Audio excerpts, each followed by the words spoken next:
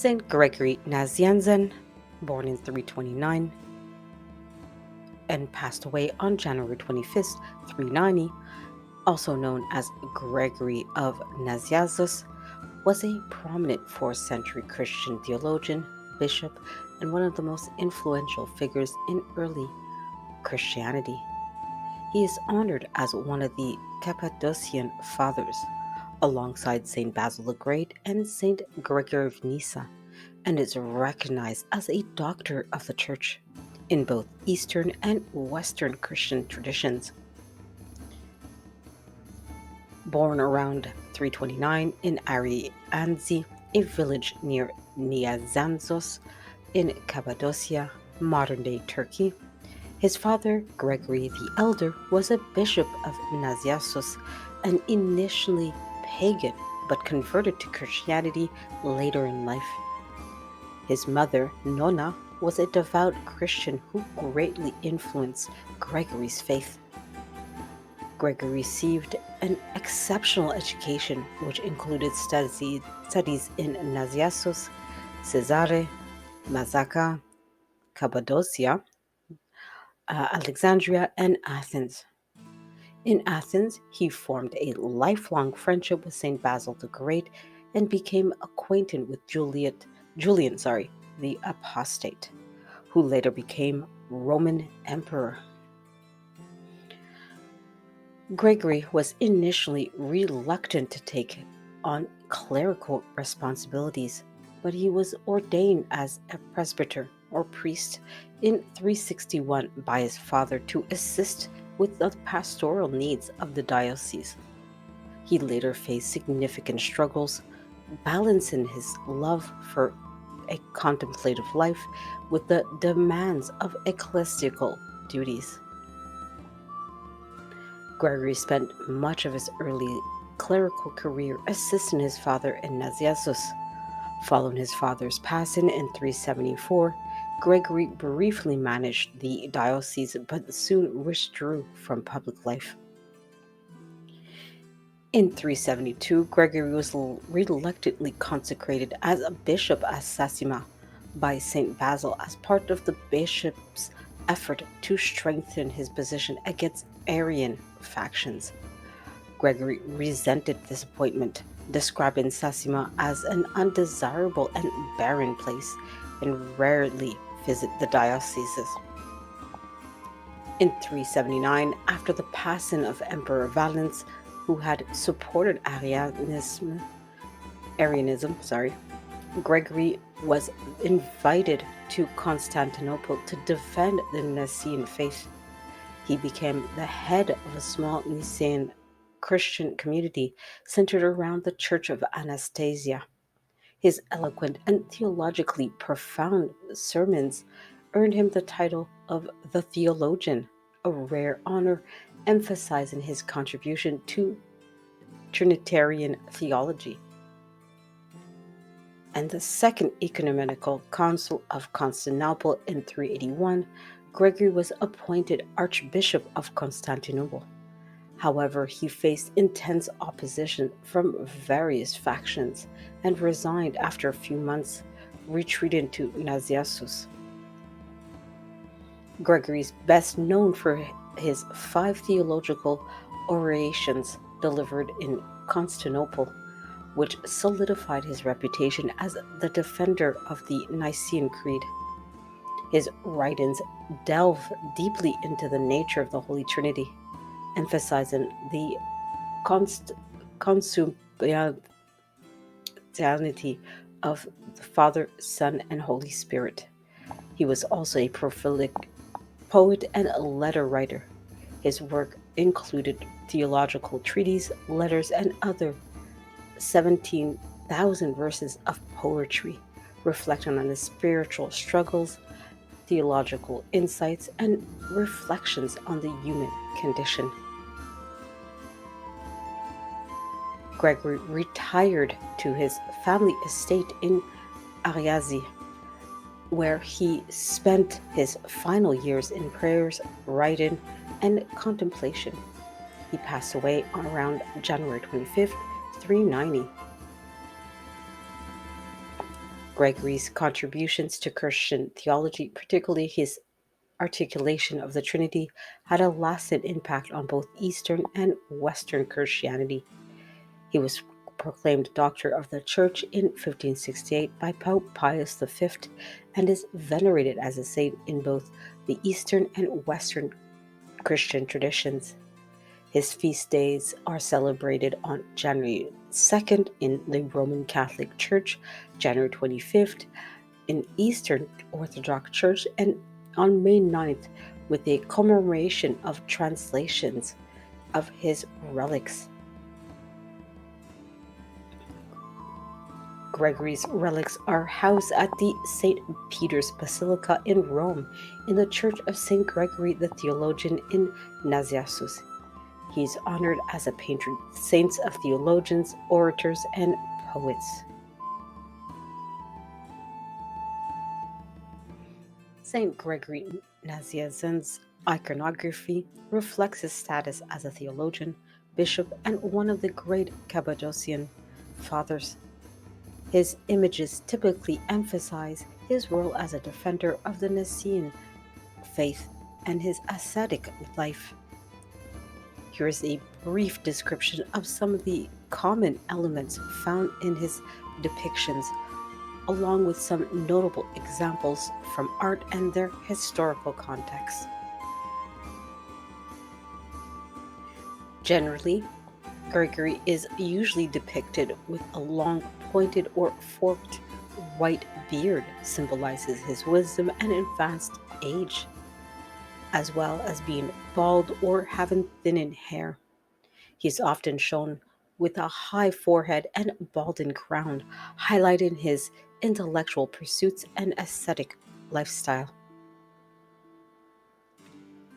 Furthermore, Gregory is depicted wearing a homophorion, a wide stole, a symbol of his role as bishop.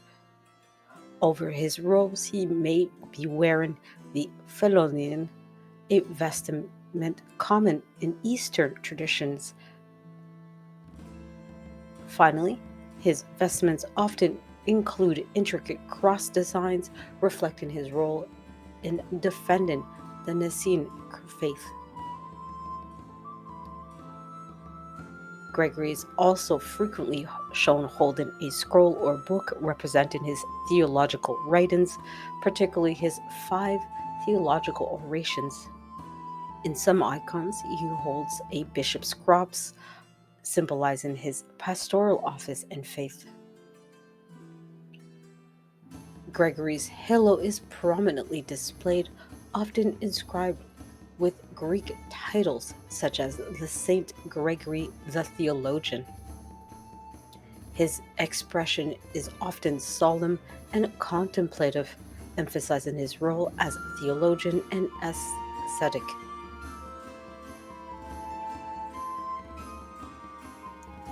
Some examples include the Byzantine icons. These are 14th century frescoes in the Church of the Holy Cross, Studentica Monastera in Serbia. Gregory here is shown in traditional bishop's vestments with a scroll in hand. The inscription identifies him as Gregory the Theologian, a title underscoring his intellectual attributes. There's also the monastery of Vatopedi, Mount Athos in Greece. This icon represents Gregory in a prominent position among other Cappadocian fathers, signifying his theological importance. There's also a mosaic in Hagia Sophia in Istanbul, Turkey. It was created sometime in the 9th or 10th century. Gregory here is depicted alongside other great saints such as Basil the Great. The mosaic emphasizes his prominence by placing him near Christ Pantocrator in the dome. There's also works found in Russian Orthodox icons. An example of this is the 16th century Novgorod school icon in Russia.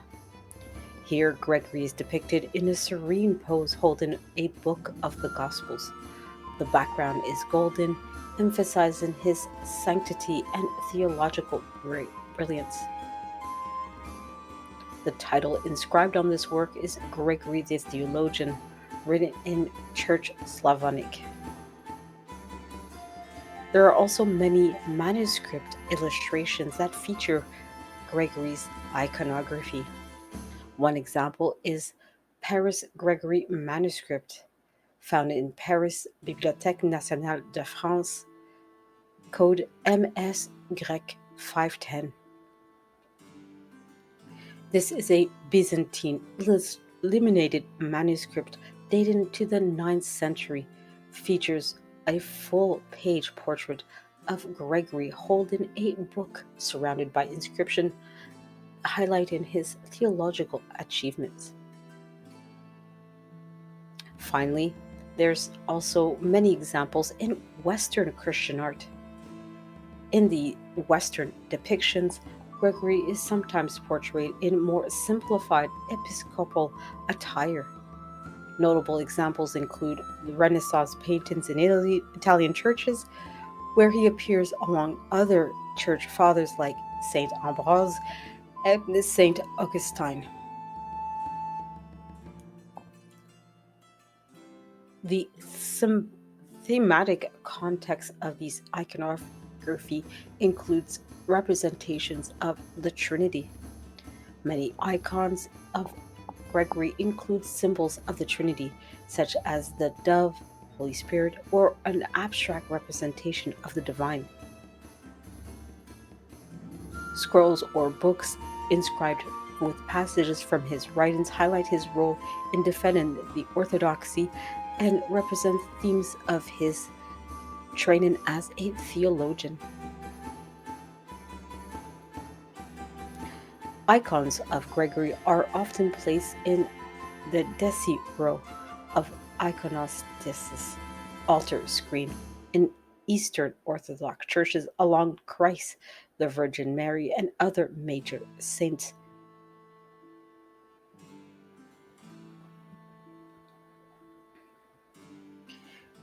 Many of the iconography of Gregory are found around the world. One of them is Mount Athos in Greece. Monasteries such as Vatopedi and Saint Panteleimon house numerous icons and frescoes of Gregory. They also can be found in Hagia Sophia, Istanbul. While repurposed as a mosque and museum, mosaics of Gregory still remain visible. Monasteries in Cappadocia also include frescoes of Gregory, which are found in ancient rock-cut churches such as those in Goreme. Finally, many of the iconography is found in St. Peter's Basilica in Vatican City. Gregory appears in mosaics in the basilica, honoring his title as Doctor of the Church. Though through these artistic representation, Saint Gregory Nazianzen is immortalized as a theological luminary, a contemplative, ascetic, and steadfast defender of Christian orthodoxy. The miracles associated with Saint Gregory Nazianzen are often less numerous and less dramatic compared to those attributed to other saints. Instead, his life and legacy are marked more by theological miracles. Instead, his defense of the Orthodox faith, his profound oratory, and his poetic brilliance.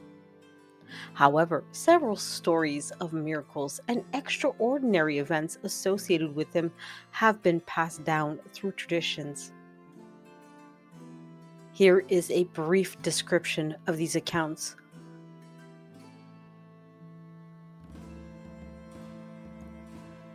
The miracle of healing at Nazianzen. in Cappadocia, modern-day Bekalar in Turkey, circa late 4th century. While he was still assisting his father, Bishop Gregory the Elder, Gregory the Younger, Saint Gregory Nazianzen, was reputed to have prayed for the healing of a local nobleman suffering from a severe illness. The man was reportedly cured, and this act bolstered the faith of the local Christian community, many of whom were still influenced by Arianism or paganism. The miracle of deliverance from plague in Nazianzus, Cappadocia, circa 370s. During a deadly epidemic, Gregory is said to have led fervent prayers and organized a procession invoking divine intercession.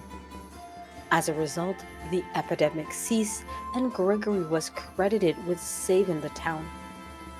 This event strengthened his reputation as holy and powerful intercessor. The vision of the Holy Spirit in Constantinople in 381 during the Second Ecumenical Council. It is said that during one of the theological debates over the nature of the Trinity, Gregory was seen surrounded by mystical light, interpreted as a sign of the Holy Spirit's presence, affirming his argument. This event further legitimized his role as a defender of the Nicene Creed and Trinitarian theology. The miraculous escape from hostile crowds in Sasima, Cappadocia, and Constantinople. There are various dates of these events, especially during his contentious tenure as bishop. On multiple occasions, Gregory faced hostility from factions opposed to his appointment, including Arian Christians and political rivals. In one account, a mob surrounded him, and he escaped unharmed after fervent prayers. His enemies reportedly dispersed, confused, or unexpectedly pacified. The prophetic vision of Orthodoxy's victory in Constantinople during his tenure as archbishop from 379 to 381. Gregory reportedly had vision of the city being spiritually cleansed and reclaimed for Nicene Christianity. His prophecy was fulfilled after his resignation, and his theological work and leadership laid the foundation for the city's permanent embrace of orthodoxy. The healing power of relics in various places, including Rome and Constantinople, after his passing. Gregory's relics, in particular, those translated to St. Peter's, transferred, I should say, to St. Peter's Basilica in Rome, are said to have been the source of numerous miraculous healings. Pilgrims reported being cured of ailments and praying at his shrine or touching his relics. Finally, there have been numerous apparitions and guidance to followers, particularly in Nazianzus and Constantinople after his passion. Several accounts from the early church claim that Saint Gregory appeared in visions to guide clergy or individuals facing theological or personal crises. In one case, a bishop in Cappadocia reported a dream with Gregory instructed him on how to resolve a doctrinal dispute. St. Gregory Nazianzen's miracles often align with his role as a theologian, bishop, and ascetic. His life was marked more by spiritual and intellectual triumphs than by overtly supernatural acts. Many of the stories about him are intertwined with theological legacy of his and his efforts to defend the Nicene Creed during a time of great doctrinal conflicts. These miracles, whether physical healing, deliverance from danger, or spiritual interventions, contributed to his veneration as a saint and his title as Gregory the Theologian. His feast day is celebrated as a time to honor his spiritual impact and the enduring power of his intercession. The canonization process for St. Gregory Nazianzen differs from the formalized canonization procedures used by the Roman Catholic Church in later centuries. Gregory lived in the 4th century during a time when saints were typically recognized by popular acclaim. The veneration of their lives, writings, and miracles, and their inclusion in the liturgical calendar of the Church. Here is a brief but detailed description of his canonization process, such as it was, including key dates, places, and figures involved. Immediate reverence after his passing on January 25th, 390, in Arianzi, near Nazianzen in Cappadocia, modern Turkey. Gregory was widely recognized as a saint shortly after his passing, particularly in Cappadocia and Constantinople. His theological writings, especially his defense of the Nicene Creed and his 5 theological orations, cemented his reputation as a champion of orthodoxy. His inclusion in the liturgical worship happened in late 4th to early 5th century. Gregory's feast day began to be celebrated locally in the Cappadocia and Constantinople areas, but spread into other parts of the Eastern Church. Liturgical texts began to include references to him as Gregory the theologian, a title emphasizing his role as an articulating Trinitarian theology. During the Council of Chalcedon in 471 in Chalcedon, modern-day Kadıköy, Turkey, the council recognized Gregory as one of the great fathers of the Church, alongside figures like Basil the Great and Athanasius of Alexandria. This recognition affirmed his sanctity and theological authority across the broader Church. In the Western Church, by 1568, from Pope Pius V, he was elevated to Doctor of the Church, formalizing his status in the Roman Catholic tradition. This designation emphasized his importance in sharing Christian theology, particularly regarding the Trinity. In the Eastern Church, Gregory was venerated as one of the 3 holy hierarchs, along Basil the Great and John Chrysostom. In the Eastern Orthodox Church, which celebrated their collective feast on January 30th. His relics were transferred to Constantinople on the early 9th century from Nazianzen to Constantinople. His relics were transferred to the Church of the Holy Apostles in Constantinople, a significant act that symbolized his prominence as a universal saint. The relics were placed alongside those of the revered figures, including John Chrysostom. The relics were then retransferred to Rome on November 11, 1580, by Pope Gregory XIII. A portion of the Gregory's relics were sent during this translation to St. Peter's Basilica in Rome, signifying his importance in both the Eastern and Western churches. This act further solidifies his veneration across Christendom.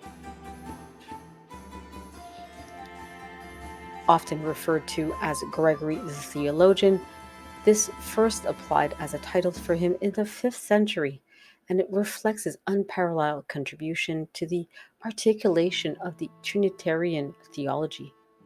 He then became Doctor of the Church, which was proclaimed in 1568 by Pope Pius V. It is important to note that the Roman Catholic Church has his feast day on January 2nd, often shared with Basil the Great, while as the Eastern Orthodox Church has it on January 25th, the day of his passing, while as May 9th is often used as commemoration of the translation of his relics.